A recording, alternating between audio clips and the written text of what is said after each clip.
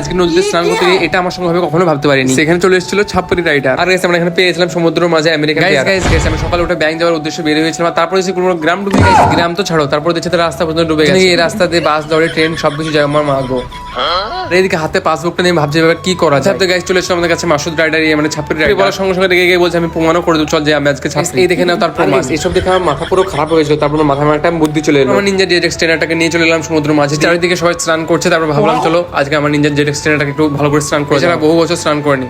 Let's go. হঠাৎ দেখছি কার GT থেকে পানিতে ডুবে গেছে। সেটা তোলার জন্য ওটা গ্রামের লোক ছুটে চলে এসেছে। এটা তোলার জন্য ফটো পজিশন চলছে। তো ফাইনালি আমাদের জিটি উঠে গেছে গাইস। আর গাইস এদের স্নান করা দেখে থাকতে না পেরে আমি তাড়াতাড়ি করে চলে গেলাম বাড়ি। গাইস বাড়ি যেতে আবার সে সস্তা মাসুদ রাইডারের সঙ্গে দেখা। তারপর চলে এলাম আমার টাইটানিকটা নিয়ে একটা দোকান। আমার টাইটানিকটা একটু প্রবলেম হয়ে গেছে, সেই জন্য টাইটানিকটা ঠিক করতে নিজেই মিস্ত্রি যে এটাকে টাইটানিক কেন বলছিস। স্কিপ না করে পুরো দেখতে থাকো, অবশ্যই বুঝতে পারবে। হ্যাঁ গাইস এটা আমার হাতে থেকে সবাই বুঝতে পারছো যে কেন আমি এটাকে টাইটানিক বলছি। আজকে ওয়েদার ছিল একদম দারুণ। আমাদের টাইটানিকে পুরো প্যাসেঞ্জার পেয়ে গেছে।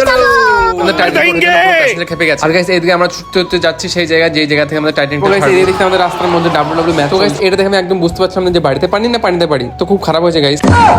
তো গাইস ফাইনালি আমরা সমুদ্রের মধ্যে নেমে পড়েছি, তোমরা দেখতে পাচ্ছ। তো চলো গাইস, আমাদের সঙ্গে এসেছিল কটা ভালো ছেলে যারা লোকের কাছে কিছু না বলে চুরি করে খাবার পেড়ে নেয়। তো গাইস তারপর আমরা এখানে পেয়ে গেছিলাম আমেরিকান পেয়ারা। তোমরা দেখতে পাচ্ছ তোমাদের সামনে। তোমরা এখন পারবে আমেরিকান পেয়ারা আমাদের হাতে পেয়ে গেছি গাইস। জাস্ট আমাদের পাশে ছিল একটা ভদ্র ছেলে, তাকে দেখে তোমরা বুঝতে পারছো যে অবশ্যই চুরি করে খাওয়া মজাটা একদম দারুণ। আর গাইস একটা কথা, আমরা কিন্তু চুরি করি না, আমরা কিন্তু বলেই নিয়েছিলাম গাইস। এই মানে সত্যি বলছি গাইস, এটা বলার সঙ্গে সঙ্গে বাড়ির লোক চলে এসেছে। সেই দেখে আমরা তাড়াহুড়ো করে পালিয়ে যাচ্ছি গাইস। বাকিটা তোমরা বুঝে নাও গাইস। ফাইনালি আমরা সমুদ্রের মাঝে চলে এসেছি। টাইটানিকে করে আমরা রওনা দিয়ে দিয়েছি। এখানে এত ভালো লাগছিল আমি হঠাৎ শুয়ে পড়েছি। শুয়ে পড়ার সঙ্গে সঙ্গে আমার বন্ধুরা এত ভালো আমার টাইটানিকটা উল্টে দিয়েছিল গাইস, একটু জন্য বেঁচে গেছে। আবার আমরা সেই টাইটানিক উপরে উঠে গেছি গাইস, একদম দারুণ লাগছিল গাইস। কি বলবো সেই মজা, কি বলতে গাইস আমি নদীতে কোনোদিন স্নান করি না। আজকে বহু বছর পর আসার পর আমার হালাত পুরো খারাপ, সেটা দেখে হয়তো বুঝতে পারছি। অনেক কষ্ট করার পর সেই আমার টাইটানিক উঠে পড়েছি গাইস, মজায় মজা যাচ্ছিলাম। মামুন ভাইয়ে লাইটাইছে।